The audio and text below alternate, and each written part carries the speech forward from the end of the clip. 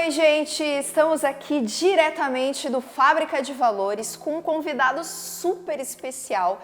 Eu estou aqui diante do professor Pedro Calabres, ele que é neurocientista e tem um canal que trata de comportamento no YouTube também, que é o Neurovox. Não é isso? Seja muito bem-vindo, professor. Agradecemos a sua presença e a gente vai tirar aí várias dúvidas com relação ao comportamento. E lógico, para a gente começar, acredito que, primeira coisa, a galera deve estar perguntando, o que é um neurocientista? Bom, dito de maneira muito simples, o neurocientista, ele é um cientista que estuda o sistema nervoso dos seres vivos. O sistema nervoso, todo mundo teve aula de biologia e sabe que no sistema nervoso do ser humano, a principal peça se chama cérebro. Então a gente costuma dizer, grosso modo, de maneira geral, que o neurocientista é um cientista que estuda o cérebro. Né? E basicamente é isso que eu faço. Eu estudo o cérebro humano e eu tento entender as relações entre mente, cérebro e comportamento. Aqui no Fábrica de Valores a gente trabalha muito com essa ideia de comportamento também. A gente busca ajudar as pessoas de alguma forma. E uma reclamação ou um desabafo, digamos assim, frequente, é que as pessoas dizem que hoje o que elas mais sentem é solidão, abandono, uma ideia de esvaziamento. Como é possível, em um momento em que a gente tem tanta comunicação, tanta interação virtual, as pessoas se sentirem tão sozinhas? Qual é a razão? Será que tem uma explicação para isso? Tem, e acho que as explicações elas são necessárias para que as pessoas entendam o que está angustiando. Porque é importante a gente pontuar que nada é perfeito, absolutamente maravilhoso. A internet traz seus benefícios, mas ela traz também problemas. E um dos maiores problemas que a internet vem trazendo para a gente é que a gente vive numa espécie de sociedade do espetáculo. Então o que acontece? As pessoas na internet, hoje, elas têm uma moeda de valor que é o aplauso, né? Que pode ser a curtida, o compartilhamento e por aí vai. Então todo mundo quer postar, todo mundo quer ser ouvido, todo mundo quer receber esses aplausos, essas curtidas, os compartilhamentos, etc. Então as pessoas fazem de tudo para isso. E aí, claro, você começa a criar uma dinâmica que é uma dinâmica bem esquisita, porque assim, todo mundo está querendo ser ouvido e para isso só fala. Então é uma sociedade que só fala, fala, fala e não ouve. Né? Se você abrir teu Facebook lá e você vê tua linha do tempo lá no Facebook, é um monte de gente falando, as pessoas não estão ouvindo. Se você olha o Instagram, é um mecanismo de afirmação, não é um mecanismo de escuta. Então você cria hoje, através das tecnologias e especialmente das redes sociais, um mundo onde as pessoas querem falar, porque elas querem ser ouvidas, só que está todo mundo querendo falar. Então é um monte de gente gritando isolada. Porque a partir do momento que você tira a escuta, você tira aquilo que conecta os seres humanos. Aí você agrava isso ainda em um mundo que ele é editado. Porque como as pessoas querem aplauso e curtida, as pessoas vão postar a foto depois de ter tirado 25 mil fotos, depois de ter colocado não sei quantos filtros, e aí aquele corpo lá que tá bacana, aquela foto que tá bacana, você pega e posta como se aquilo fosse o cotidiano. E você cria profissões baseadas nisso. Então a blogueira lá do Instagram, ela vive disso.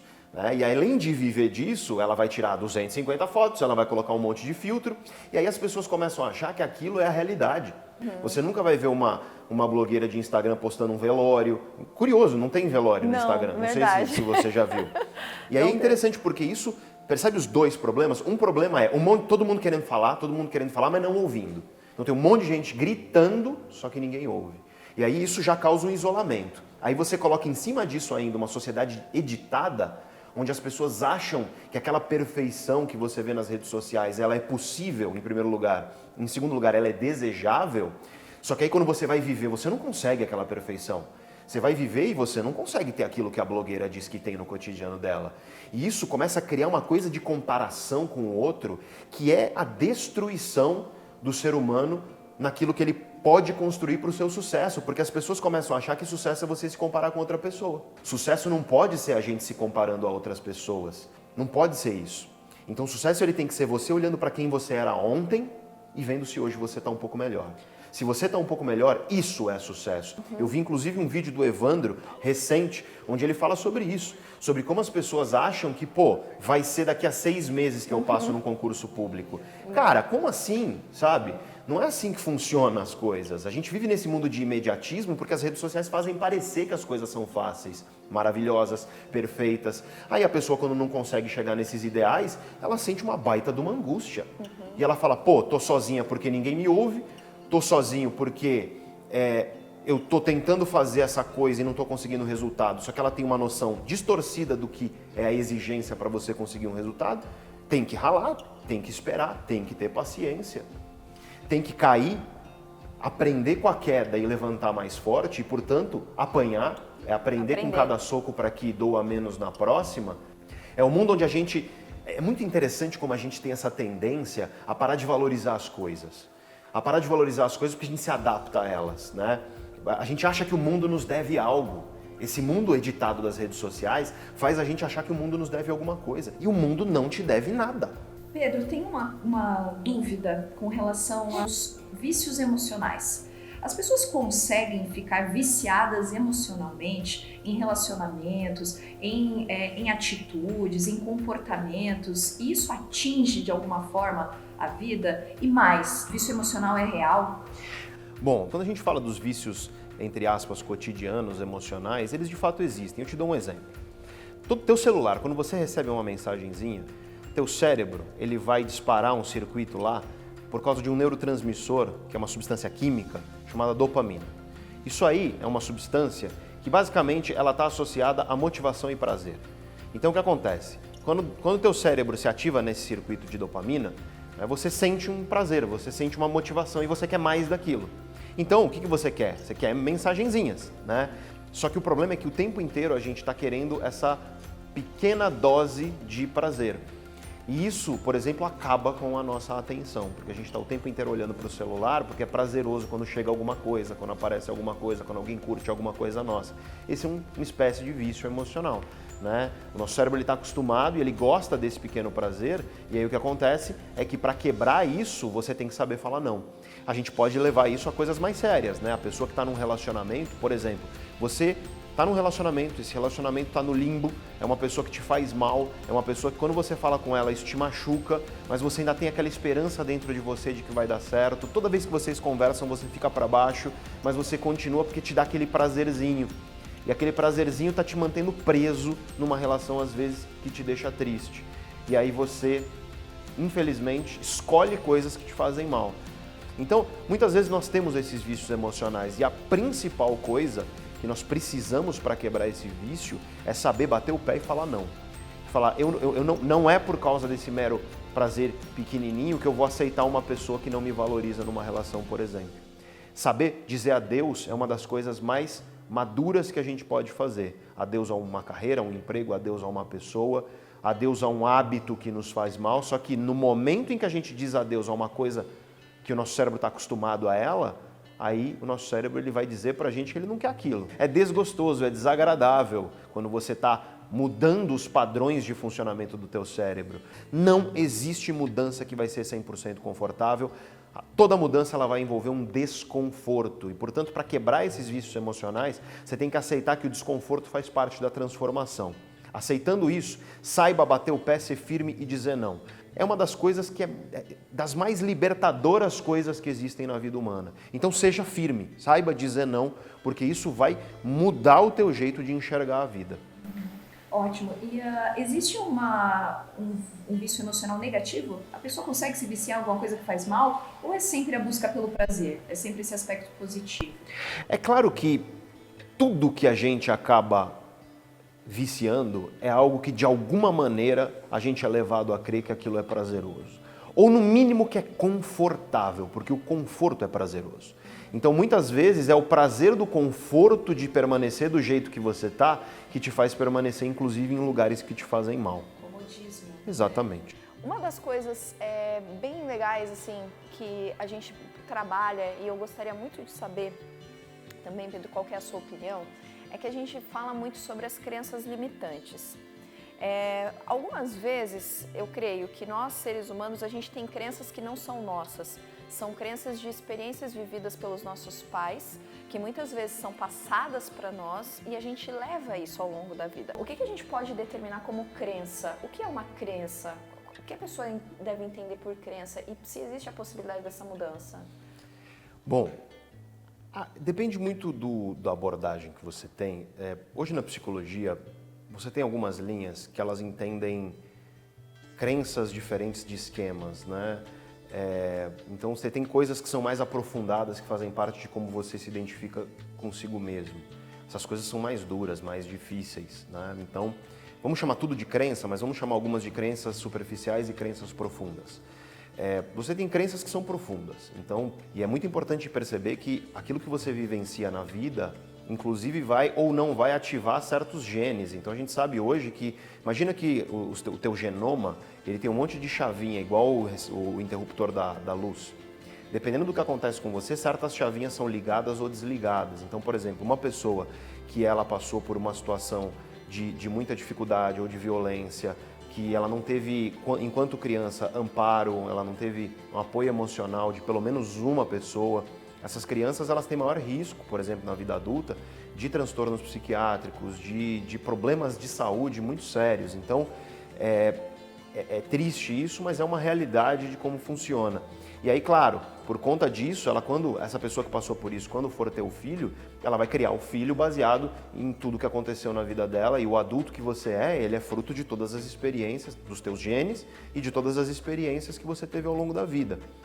E aí, claro, você muitas vezes pode ser influenciado por uma criação, e aí o ciclo continua, né? Então, nós temos possibilidade tanto de mudar essas crenças mais profundas, é mais difícil, claro, mas especialmente de mudar nossas crenças superficiais. E aí você tem um monte de problema, porque as crenças superficiais é do tipo, o que é mais fácil mudar, uma crença ou um comportamento? Eu sempre pergunto isso para as pessoas. E aí a pessoa responde na lata, a maioria, comportamento. A pessoa acha que crença é dura, difícil, enraizada. Aí eu pergunto, o que é mais fácil? Você começar a dieta que você quer começar, você começar o estudo que você quer começar, seja lá o que for. Você começar agora, quando acabar esse vídeo, ou você crer piamente que vai começar na semana que vem. E aí nós percebemos que as pessoas mudam crença com facilidade. Essas são as crenças superficiais. E são elas, muitas vezes, que atravancam a vida das pessoas. Porque a questão da vida é prioridade, né? Acho que essa é uma questão importante. Todo mundo tem 24 horas e você prioriza dentro disso aquilo que é possível. Eu não posso ser ingênuo de virar e falar, como os médicos dizem, você tem que dormir de 7 a 9 horas em média e por aí vai. Eu não posso ser ingênuo de falar isso sem considerar que tem pessoas que no Brasil estão lá trabalhando em 2 empregos, pegando 3 conduções, sabe? Para conseguir também ter um tempinho lá para estudar, para fazer uma faculdade à noite e por aí vai. É óbvio que o mundo ideal é um mundo onde todo mundo durma de 7 a 9 horas e durma com qualidade e por aí vai. Só que às vezes a pessoa ela tem que fazer algumas concessões para poder até sobreviver. O que eu quero que as pessoas que estão ouvindo pensem é no tempo que é desperdiçado no dia a dia, e isso todo mundo acaba desperdiçando um pouco, porque não adianta. Foco não é você estar prestando atenção a um monte de coisa ao mesmo tempo. Isso é um conceito errado de foco. Foco, do ponto de vista do cérebro, do ponto de vista como a cabeça humana funciona, foco é você dizer não para tudo, menos para uma coisa que é o que importa, se dedicar a ela, terminar aqui, vai para a próxima, diz não para tudo, se dedica, termina e vai para a próxima. Quando você começa a entender que esse é o conceito de foco, tua vida começa a melhorar porque você começa a parar de gastar energia com o que você não precisa. Quando você lê a biografia daqueles caras que fazem que você não sabe como que o cara faz tanta coisa no dia dele, do Evandro. Eu ia falar, com a vida dele. Eu tenho certeza que o o Evandro sabe fazer é falar não para o que não importa para se dedicar ao que importa. Falar não é fundamental, a gente precisa saber falar os nãos. Para aquilo que é importante, você dá um pouco mais de energia, para o que é necessário, meu amigo, eu te pergunto, o que você está fazendo hoje para você chegar lá? Você tem que ter uma questão de priorização na tua cabeça. Só que a gente tem tantas atividades, né, que às vezes isso fica difícil. O Evandro tem uma máxima que ele usa na empresa, você vai dar risada, a gente falando aqui um negócio bem sério. Mas ele fala, o pato nada, o pato voa, o pato anda e o pato não faz nada direito. Sim. Porque quer fazer tudo e não faz nada. Sim. E a gente tem tem uma geração chamada de multitarefa, multifunção, que é exatamente o contrário do que você está dizendo, né? Porque acaba fazendo tudo, mas não faz nada direito, ou faz um pouquinho de cada coisa. A gente vive uma cultura hoje que incentiva o meia-boca em tudo, tá? Relação meia-boca de aplicativo, onde na primeira dificuldade você pula fora e vai para outra pessoa no aplicativo como se fosse um cardápio. Não tem problema se isso te faz feliz, mas o que eu recebo, porque tem alguns vídeos meus sobre relacionamento, o que eu recebo de mensagem de gente frustrada nas relações, e aí a pessoa não percebe que a frustração dela nas relações é muitas vezes fruto da falta de coragem que ela tem de entender que relações têm tropeços, dificuldades, que nem tudo é flores e alegria. Então, mundo do estudo meia boca, o cara estuda para passar. Desculpa, você está estudando para passar, você não está buscando conhecimento, meu amigo. Você está buscando apenas uma ferramentinha para você conseguir aí um título, um objetivo, ou seja lá o que for. Porque conhecimento é outra coisa. Conhecimento é você entender que aquelas informações que você está capturando para você mesmo, elas podem ser aplicadas na vida e elas têm função no mundo onde a gente vive. Isso é conhecimento. Aí a gente vive no mundo do trabalho meia boca. Quanta gente não tem que o cara faz lá o mínimo necessário assim para não ser demitido, para não ser desligado. E cara, que vida horrível você tá ali fazendo o mínimo necessário. E os exemplos são muitos. E o problema de um mundo meia boca é que se você estuda meia boca, se você trabalha meia boca, se você se relaciona meia boca, cara, tua vida é meia boca. É óbvio, os resultados do que você faz são meia boca. Então, é ótimo o que o Evandro fala aí sobre o pato, né? Que eu acho que é uma metáfora legal. Porque essa ideia do multitarefa, faça um monte de coisa... Cara, o cérebro humano ele é incapaz de focar no que a gente chama de atenção contínua. Atenção contínua é essa que a gente está aqui. Eu estou atento em você, você está atento em mim. Tem um monte de gente aqui filmando a gente, mas a gente está dizendo não para eles e sim um para o outro. A atenção contínua é uma coisa só. O que a molecada hoje faz realmente melhor do que a gente é a atenção alternada, que é a capacidade de sair daqui e ir para lá, sair de cá e voltar para cá. Só que o problema é que essa atenção alternada está prejudicando violentamente o processo de atenção contínua. E hoje, por exemplo, para os jovens, e eu sei porque sou professor há 13 anos, e eu sei como era uma aula minha 13 anos atrás e como é uma aula hoje. Ela é diferente, tem que ser. Tenho que te agradecer, né, a presença aqui no canal do Fábrica de Valores. Todos esses esclarecimentos e todas essas informações que enriquecem muito mais, ainda mais vindo de alguém que tem essa preparação e esse conhecimento para levar para a gente todo esse conteúdo, reforçando ainda mais aquilo que a gente busca no Fábrica de Valores, que é trabalhar aquilo que as pessoas têm de melhor, buscar de alguma forma trazer essa evolução de alguma maneira. Queria muito deixar aqui o nosso profundo agradecimento, esperamos com certeza que tenhamos aí mais gravações, mais videozinhos. E é de todo coração mesmo, agradecemos de verdade, Pedro. Obrigado a você, obrigado ao Evandro, obrigado a todo mundo aí que está assistindo a gente. E, como uma mensagem final, não esquece, o mundo não te deve nada.